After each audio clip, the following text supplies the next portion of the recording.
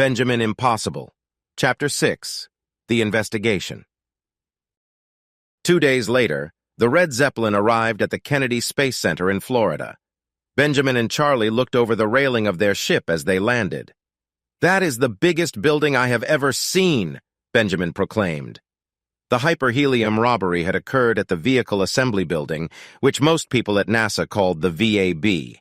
This was a giant building where space rockets were assembled before being launched. The structure was massive, standing taller than the Statue of Liberty, and had doors that were 500 feet tall. When rockets were ready to be launched, the tall doors would open, and an enormous rolling tank carried the rocket to the launch pad up the road. "Benjamin!" Papa Impossible yelled from the ship's cockpit. "Let's land in that pond of water next to the giant building. You stand in the bow and guide me down." With Benjamin's help, the Red Zeppelin lowered into the small pond. "Touchdown!" Benjamin cheered as the ship struck the water and bobbed. They floated the boat to shore, and the entire family walked onto land using the gangplank to avoid getting their feet muddy. Mama Impossible pushed Charlie in his favorite stroller. "Hey, look," Benjamin said, pointing at a group of people walking toward them. "It's a welcoming party. And there's our friend, Captain Lemonhead. He must have driven all night to get here before us." A group of people walked from the gigantic building toward them. These were scientists in white lab coats, and they were very excited to see the Impossible family. Captain Lemontime arrived with the researchers and greeted them as well. "Hello, Impossible family. Glad to see you made it safely," the Air Force captain said with a smile. "No problem, dude," replied Benjamin. "Where's your uniform?" "My dress uniform is at the cleaners, thank you very much." The captain was no longer wearing his fancy blue uniform, but was decked in a camouflage jumpsuit. Despite the new outfit, he still smelled like a skunk. "If you'll follow me, I'll show you around. Have you visited the Space Center before? A bus will arrive soon if you want to tour the launch pad or see the visitor center." "We've been here before, Captain. Let's just see the crime scene," Papa Impossible said. "I want that hyperhelium found as soon as possible." "Yeah!" cried out little Charlie. "I want to solve the mystery." Lemontime nodded his head and led the family around the side of the building. Here they found a side door barricaded with yellow cones and police tape. "The thieves entered the building through this broken door." Lemontime pointed to a nearby spot on the side of the building. "That was a security camera mounted on the wall. The robbers appeared to use explosives to demolish it before entering the building." Benjamin walked over and inspected the wrecked security camera. It was barely recognizable on its wall mount, the outer shell crisped black and the camera lens glazed opaque. "I believe you are mistaken, Captain Lemonlime," Benjamin said, peering closely at the wrecked security camera. The captain crossed his arms. "Oh, yes? Are you an expert in security camera demolition now?" Benjamin grinned.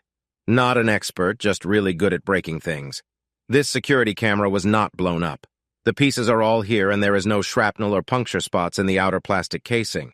Plus, the camera lens has no scratches or cracks in it." Captain Lemontime pointed at the scorch marks on the wall behind the camera. "Then how do you explain those burn marks? They sure look like an explosion. The robbers probably used a grenade." Benjamin shook his head. "Well, they don't look like explosive marks. The wall isn't even damaged." The boy ran a hand along the darkened scorch mark and smelled his soot-covered fingers. "Smells like plastic residue, probably polyvinyl chloride. I'm guessing this security camera melted from a high-output laser blast." "Melted with a laser?" Papa Impossible said. Charlie climbed out of the stroller and tottered up to look at the mess. "Yeah, I think you are right, big brother. Melting plastic would give off enough smoke plumes to cause those marks. Burning plastic is nasty stuff." Benjamin tapped at the glass lens of the melted camera. "I'm guessing a powerful collimated laser. The laser beam was hot enough to melt the plastic enclosure on this camera and ruin the internal components, but not quite hot enough to melt the glass lens inside." Lemontime looked skeptical. "Explosives or laser? Does it matter how the camera was destroyed?" Benjamin shrugged. "Maybe not. Let's look at the broken door now." The family walked over to the entrance. Here they found a glass door. The door looked damaged, with a shattered hole near the door handle and slivers of glass littering the ground. Lemontime pointed to the wreckage. According to the security video, the robbers walked up to this door and one of them punched through this glass with his fist before unlocking it. Benjamin laughed. Not possible, dude. Clementine frowned. Why not? Benjamin walked up to the door and tapped an unbroken section with his finger. This is quarter-inch plate glass. They call it rhino glass. Nobody could punch through this, not even a charging rhinoceros. Clementine scratched his head. How do you know what kind of glass it is? Benjamin pointed. There's a little rhinoceros sticker right here on the door. They make dolphin aquariums with this stuff. It's designed to withstand thousands of pounds of force. No one could punch through it, no matter how strong, not without a battering ram or some explosive candy. Clementine shrugged. Maybe they were wearing brass knuckles or protective metal gloves to help them punch through. Benjamin shook his head. Still wouldn't work. The amount of force required would break their arm. Let me show you. Benjamin turned to Charlie. Hey, Charlie, do you have a hammer? Sure, Charlie replied, walking back to his stroller and rummaging around in the tool chest mounted underneath. Here's one. Benjamin hefted the hammer. Observe, please. The boy lifted the tool, yelled a mighty war cry, and ran toward the glass door with the mallet held over his head. With a mighty swing, he drove the hammer down into the glass and the whole door shook in its frame with the impact. Papa Impossible looked over at his wife. Why does the baby have a hammer in his stroller? Mama Impossible shrugged. Don't ask me, I thought you put it there. Benjamin dropped the hammer on the ground and looked at the door. It appeared undamaged.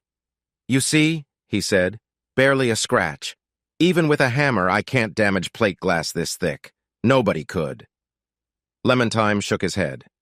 Well, the security video tells a different story. Let's go inside and I'll show you the rest of the crime scene. The family walked inside the large building and looked around. The view inside the VAB was awe-inspiring, and they craned their heads upward to look at the impossibly high ceiling above. Rain clouds might form among the rafters. Wow, said Papa Impossible. We could fit 20 red Zeppelins in here with room to spare. Mama Impossible looked around. Probably takes forever to clean, even with a power mop. Hey, Charlie, Benjamin said, looking up. If I floated up to the ceiling and hawked a loogie, how long would it take for my spitball to hit the ground? Assuming gravitational acceleration of 32 feet per second squared and negligible air resistance, about 6 seconds, Charlie answered. Benjamin turned the hyperhelium dial in his ninja suit, ready to fly upward to test the hypothesis. Want to time me? Sure, Charlie replied, pulling out a stopwatch. Boys, Mama Impossible admonished, we are in the middle of an investigation. You can play later. Sorry, Mom, Benjamin said before leaning over to whisper to his brother. We'll do it later. The family followed Captain Clementine over to a wall. This appeared to be an indoor storage closet protected by a roll-up metal cage.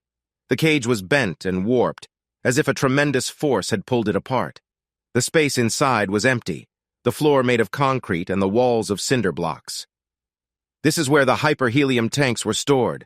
The thieves ripped open this protective cage and walked out with the tanks. Benjamin looked at the metal cage with a skeptical eye. How did they bend the metal cage? Captain Clementine threw up his hands. How should I know? A hydraulic jack? The captain pointed to another camera on the wall. This one looked melted like the first. That security camera was destroyed before they opened the cage, so we're not sure how they pulled it off.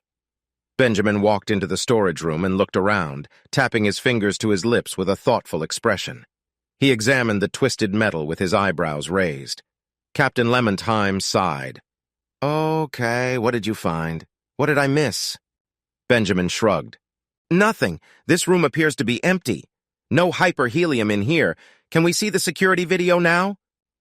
The Air Force captain led the family to a security booth and excused the guards stationed there. He sat behind the central computer and brought up the videos. The first video clip showed the glass door. As you can see, 5 men are walking toward the building. They are roughly the same height and are wearing blue jackets with the hoods pulled up to obscure their faces. Benjamin leaned over and watched the screen. The 5 robbers seemed to have walked in from nowhere, materializing from the darkness of the night. Here you can see them approach the glass door, the captain continued. One of the thieves tries the door and finds it locked. Then, frustrated, he punches through the glass. The captain grinned maliciously at Benjamin. I guess rhino glass isn't as tough as you thought. You can see that guy punch right through it. The captain pointed back at the computer screen. The video goes blank here when the invader destroys the security camera. Benjamin rubbed his chin. But what did they use? Lemon-Time looked over at him. We've already discussed this. They used an explosive grenade, or according to your theory, a laser to melt the camera. No, Benjamin said with annoyance. I mean, where is their equipment? They don't appear to be carrying anything in their hands, and those jackets don't appear to be large enough to conceal a laser cannon or a hydraulic jack capable of bending metal. The captain shrugged and loaded the second video. This one came from the camera near the storage locker. This video shows the same strangers from before, Lemon-Time explained. You can see them stopping in front of the hyperhelium locker. One of them notices the security camera, then blam! That security camera is destroyed as well. The captain sat back from the computer screen in defeat and looked up at Papa Impossible. I'm afraid that's all we have. The hyperhelium was stolen. We're not even sure how they got off the property. Benjamin tapped the screen. Can you play that last video again, but in slow motion? Captain Lemon-Time shook his head. Gee, I don't know. This equipment isn't set up for that. I'm on it, Charlie said. The toddler yanked a network cable from the stroller and connected it to the security station's computer.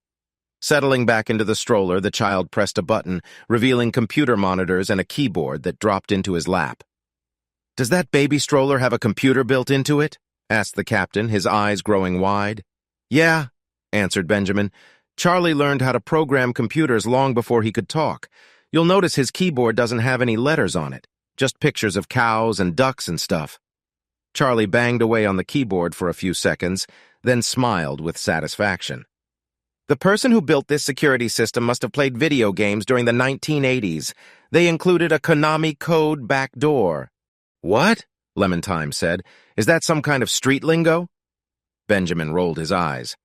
Not even close, dude. Charlie found a cheat code to hack into this computer. My little brother sucks at video games, so he memorizes cheat codes to get extra lives. Charlie scowled and produced a game controller hidden beneath his keyboard. I'm not bad at video games, big brother. You're just envious of my exceptional programming abilities.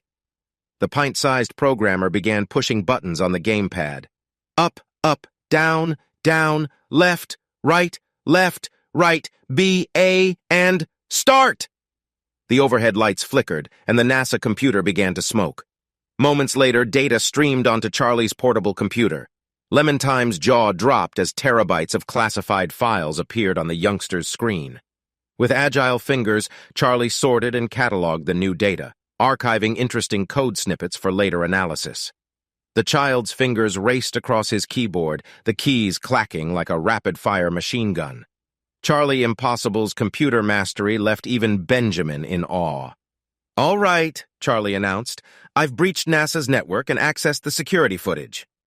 Now, what did you want to see, big brother? Benjamin kneeled down next to the stroller and looked at the computer screen. Play back that last video, but slow it down. I want to see it frame by frame. Charlie played back the video, and Benjamin nodded. I think I've figured it out, everyone. The rest of the family looked at him, waiting. The thieves, Benjamin declared dramatically, are obviously robots. Robots, Papa Impossible exclaimed. Are you sure? Benjamin nodded. Definitely robots. Only a robot could break through that glass door using its metal fist, and only a robot could have torn apart that metal cage without any extra equipment. Only robots could have carried out those massive gas tanks. Captain Lemon-Time looked skeptical. That seems pretty far-fetched, young man. Benjamin grinned. Not at all. Look at this video right before the camera is destroyed. Notice anything odd? The captain shrugged. Not really. The screen goes red for a moment. Not just the screen, Benjamin said. Look at that particular robber's face. Right before the video stops, you can see that it glows red as well. The laser blast is coming from the robot's laser eyes. Captain Lemon-Time laughed. Now that is stretching things. You're telling me that robots with laser-shooting eyeballs waltzed into NASA, melted the security cameras, punched through those barriers with superhuman strength, then walked out with the hyperhelium and vanished? Doesn't that seem a little unlikely to you? Benjamin shrugged. Not really. After all, I fought a similar robot 3 days ago in a burning toy factory. That robot was extremely tough, and it also shot laser beams from its eyes. Lemon-Time's smile faded. Come now, young man. Don't make things up. There's no way that happened. Charlie nodded. He didn't make it up, Mr. Lemon-Time. I have the robot head in my room if you want to see it. It's super cool. Benjamin paced the room, thinking aloud. There has got to be a connection here. The toy factory robot was stealing marbles for some reason. What is the connection between marbles and hyperhelium? Papa Impossible shrugged. I don't know, son. Hyperhelium is an inert gas and marbles are made from silicate glass. They don't mix or react with each other. Benjamin pounded his fist into his hands. We need more clues and we need to track down those robots. Benjamin looked at his parents. Dad, can you interview the scientists to see if they have any ideas? Maybe they'll think of something. Papa Impossible shrugged. Sure, son, I'll do that right now. I want to load up on scientific supplies anyway. Charlie, Benjamin said next, go back to the Red Zeppelin and see what you can figure out by studying that robotic head. You said there was a GPS chip on board. Maybe you can use that to backtrack the robot's movements over the past few weeks. No problem, big brother, Charlie said as he climbed back into his stroller. Do you want me to walk you back to the ship, baby? Mama Impossible asked Charlie. No thanks, Mother, I've got it, Charlie replied. The toddler reached under the stroller and pulled out a small crash helmet and strapped it on. He then pulled a cord and the stroller rumbled to life with a terrific roar. Smoke came out of an exhaust pipe in the back. Captain Lemon-Time jumped back in surprise. What the heck is going on with that stroller? Benjamin laughed. Charlie installed a motorcycle engine inside so he can push himself. It's fast, but he hardly ever gets to use it on our floating airship. Charlie slapped the side of the stroller with pride. This bad boy can go from 0 to 60 in 4 seconds. It's the second fastest baby stroller in the world. Be careful, darling, Mama Impossible called. Drive safe and keep your helmet on. With those words, Charlie hit the gas. The back wheels of the stroller spun, burning rubber, and he shot away, driving through the large building with reckless abandon. Scientists dove out of the way as Charlie blasted past them, honking his toy horn. They could hear him yelling, "Goo, goo, ga, ga," as he sped away. Benjamin turned to his mom. Mom, I have an important mission for you as well. I need you to go to the visitor center and get about 10 pounds of freeze-dried ice cream. Any particular flavor? His mother asked. Doesn't matter, as long as it's dehydrated and it comes in a tamper-proof package. Check the expiration date. Anything older than 3 years is not going to work. Captain Lemon-Time raised an eyebrow. What's the ice cream for? Are you going to use it to find more clues? Benjamin looked at the captain like flowers had sprouted from his nose. Ice cream is for eating, dummy. Haven't you ever had dehydrated astronaut ice cream? It's totally awesome. Oh, said Lemon-Time, feeling a little silly.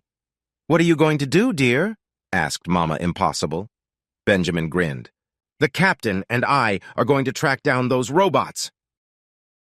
This is the end of Chapter 6.